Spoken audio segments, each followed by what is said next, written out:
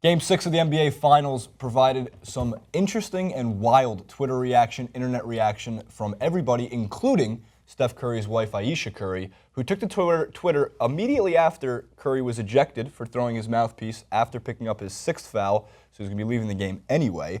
Quick note on that. Looks like he pointed to LeBron James from the sideline and said, "I'm coming," for Game 7. But let's get to Ayesha Curry and her rant. There was a 3-part rant. The first of all, which was, "I've lost all respect. Sorry, this is absolutely rigged for money or ratings. I'm not sure which. I won't be silent. Just saw it live. Sorry." She actually recanted that about 2 tweets later. Tweeted, "In the heat of the moment because the call was uncalled for. Police racially profiled my father and told him to remove credentials and tried to arrest him. It's been a long night for me. I apologize." And her last tweet, to recap that, was, "I'm okay that we lost. I just can't take people coming at my family for absolutely no reason. Something I don't understand or stand for." She has to understand it. Okay. So, I mean, there was other parts about her frustrations with the day, which, by the way, you can be frustrated with the day. You can be frustrated with your time in Cleveland. You can be frustrated with how they potentially didn't allow. I think another part of it was she goes, all the families of players are on a bus at the arena. They were waiting to get in for a significant amount of time, which is wrong as well. And by the way, we're taking all this as true, which I have no reason to feel like she lied about it. Who cares, right? There's no reason for her to make all this up. You go there, you're expecting to win. You're seemingly the better team. So, taking all that for what it is, this is what the last thing, at least, like she said, "I don't understand."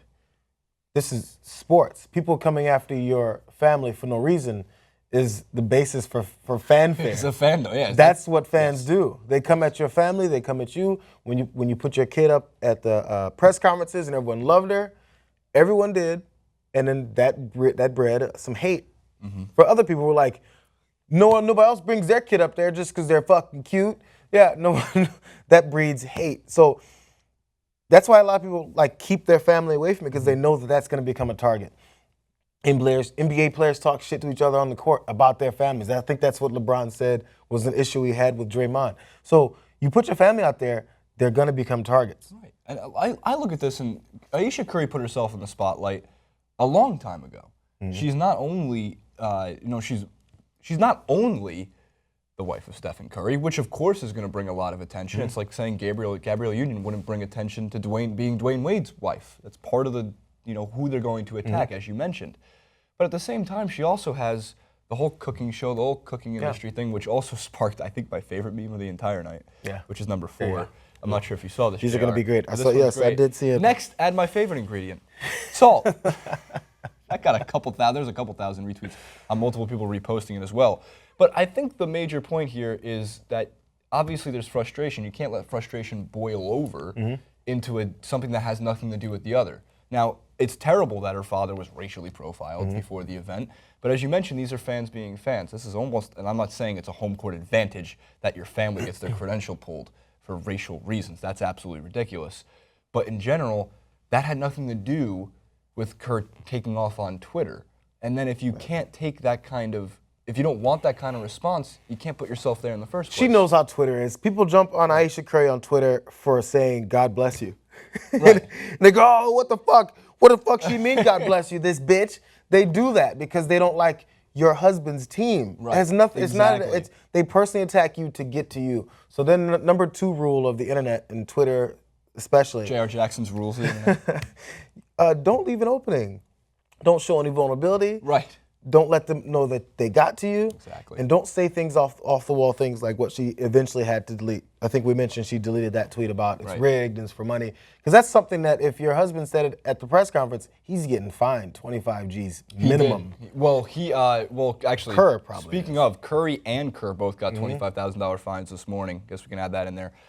Kerr for publicly criticizing the officials, which he did after the game, in regards to basically saying that he alluded to it, but it's so easy to take out of context because I feel like it was just a misstep in how he spoke, Steve Kerr, because I don't think he actually believes this. He basically said, though, the MVP shouldn't get those calls. I think he actually believes it. It's what we've always seen. People had issues with Jordan, who Kerr played with. So maybe who Jordan knocked out in practice. I feel like Kerr had direct connection to a guy who got calls and people complained about it. As much as everyone loved Jordan, there was a lot of people who hated Michael Jordan and like, how does this guy get these calls? Anyone else in the NBA won't get these calls. How would you know that, JR? There was no Twitter. How would all these voices have ever been heard? It would just be whoever was broadcasting the game. But then afterwards, you talk to the homies, and everyone talks about what they felt was going on with the game. You had people who didn't like Jordan, and like, look at these refs. They rigged it for Jordan. They want Jordan to be the best of all time. They want him to win this many rings. La la la la la. It's the same. It's the same criticisms and everything that happens. People have that same criticism for Steph, I'm sure, right now. So then when it goes against him, this is the first time he's been kicked out of a game. So this is all new to them. They're like, oh, this is why everyone complains. Because sometimes the calls go against you. Wrong calls go against you. It's true. That's just true. It's important to note also, Udonis Haslem, amongst other players, were suspended a game for throwing their mouth guard at the scorer's table. Steph, obviously, he went over and dabbed up the fans. He didn't mean to hit a fan in the face with a mouth guard. The funniest part about that, the fan was being an annoying fan, right? Which is their right. That's why it's a home court advantage. You get frustrated, and he's like, bye, and well, it was the best. Perfect. They wanted a Reddit AMA request for that fan, right? And it said, what was it like getting Steph Curry's mouth guard thrown at you? Wet. Like his jump shot. All right, let's move forward because Bill Simmons made two good points. Obviously, I'm biased towards Bill Simmons. I like his points on basketball. He made two decent tweets last night. I really wish we had Twitter and GIFs from 1999 through 2003, the golden age of NBA conspiracy chatter. Internet just wasn't advanced yet. He makes a good point there. People would be freaking out in 2002 Game 6 of the Kings-Lakers. And lastly, I wish Ayesha Curry had been dating C-Web during the 0-2 Lakers-Kings series. Oh, man, shots fired. We can move forward because I have to throw in one MJ crying MJ meme per meme reaction. There's too many of them out there in general, but I took this one because someone tweeted it to me specifically, so I felt like that was deserving. I know you'll like this one. Yeah, it's the MJ mouth guard. There's also somebody who put him in the eyes, like MJ crying MJ in his eyes, and then they deleted it. Oh. Because I wonder if they want an Ayesha Curry like rant right afterwards. Maybe why. All right, let's move forward to as well. We have Ice Cold. That's a live look at Harrison Barnes shooting right now. Oh, man. He can build a mansion. I was telling you before the show, he can build a mansion with the amount of bricks he's been laying. 2 of 22 in his last 2 games. I've never seen a player want to shoot himself out of a max contract, even though he's not trying to. But usually, in sports, a contract year means I'm going to play the best I possibly can. Which apparently, he's playing well for the playoffs, finals. I don't know. I mean, he's had some streaks, which again, maybe he's just showing his true colors. Maybe he's a streaky player. Maybe one night he's on and the next night he's off. So maybe you're not going to center your offense around him. Maybe things like this will help a guy who's a good facilitator and the beneficiary of 2 other great shooters. But like that's in my opinion, the problem with the max contract is that too many players that aren't great get him.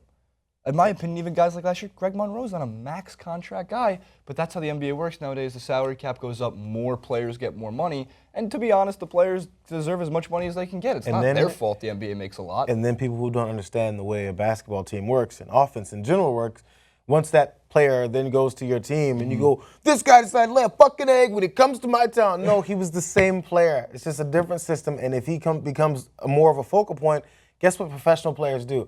They key in on him and they stop him. Right. That's a really good point, JR. All right, so there is more rigged tweets, of course. This has been the main theme of the NBA Finals since Game 5. You can't rig LeBron putting the ball in the basket to drop 41 points to back-to-back. You just can't do it. Sorry. That's an important note from the game. We're going to do a Finals recap later as well, but just want to get this one in just beforehand. The point of the matter, regardless whether the game was rigged or not, your opinions could be hashed out in the comment section below. The Cavs were the better team. If you didn't see that last night, in Game 6 and in Game 5, but especially in Game 6, LeBron was the best player on the court. Right now he's playing like the best player in the freaking universe. And they absolutely shut down Steph Curry. They really, I'm sorry, not shut down Steph Curry. They exploited his defensive weakness. How many times was LeBron matched up on Steph in an offensive set? You're not going to win that battle. And they couldn't get Andre Iguodala's back crunched. All that stuff happened. Rigged or not, the Cavs were winning that game. And that's just the biggest takeaway I have. I was a little concerned when I was rewatching it because, hey man, some of those calls, atrocious, unacceptable. But I think there's a difference, JR, between bad refereeing and a game actually being fixed. Yeah, I mean, the game's being fixed is going too far. People have to fall into the area of hyperbole just to be upset about. I mean, it's fine. Yeah, bad calls happen, but you know what? Previous games, I mean, how many times, I think specifically, the announcers were talking about Van Gundy. I love Jeff Van Gundy. He's such a clear voice. He goes, how many times these referees, and he wasn't disparaging the referees as being a part of a conspiracy, but he said, how many times are they going to go for Anderson Varejão's flopping? He goes, as a professional referee, you have to understand the personnel and the people that you're working with. So don't go for it. Don't keep going for it. So he didn't say, oh, look at these bad guys. They must be getting paid. Oh, how much money they have on this game. No, they're going for flops. That's why flopping is a problem, because these guys have become pretty good at it. Yeah. So they just went for it. That's all. They went for it. Well, good at it. Varejão flopped just from hearing the word. Right now, he's somewhere on the ground at his home. Someone did the crying Jordan, all of Varejão's hair in crying Jordan meme form. Well, someone make a crying Jordan of both me and JR. That would be great. That would be great. That would be the thumbnail for this clip if you can do it. All right, so the last three real quick we get into before we wrap up here is the Ayesha Curry. This was one of my favorites. How long till Ayesha Curry deletes her NBA conspiracy theory tweet? 26%. Nailed it. 20 minutes. 20 minutes. Oh, it took 20. 20. Won't be deleted 1 hour. That's 20 minutes at the right window. Of course, the new cover of NBA 2K16-17 will be Riley Curry because they should make her crying. This will be the next one. It's funny, too, because it's featuring a Spike Lee joint, which obviously has nothing to do, but it's just funny with her face on it. And then, lastly, another Riley Curry mention, which, by the way, this is the whole point. Like, Riley Curry, if she was never brought on the press conferences, we never would be making memes out of her. We wouldn't even know she existed. Yeah. Or, for the most part, she wouldn't be at the brunt end of the Internet's worstness. That's even a word. So last one is Riley Curry being mentioned. This is _Riley Curry mentions.jpg. Boom.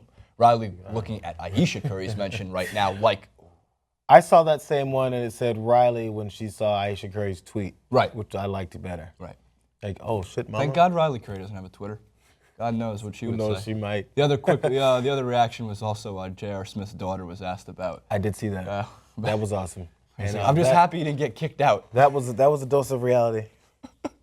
Even she knows. All right, follow J.R. Jackson on Twitter at J.R. Jackson, right? There's no underscore? There's no underscore. At J.R. Jackson. There's only one J.R. Jackson. One of the clearest voices on Twitter. He'll be tweeting about Draymond's flopping also in NBA Game 7 and Varejão's flopping. He's the flop correspondent. Man. If you like the Warriors, don't follow my Twitter while we're watching the game. Yeah, I feel like I've been a little heavy-handed on the Cavs support. I got to even it out.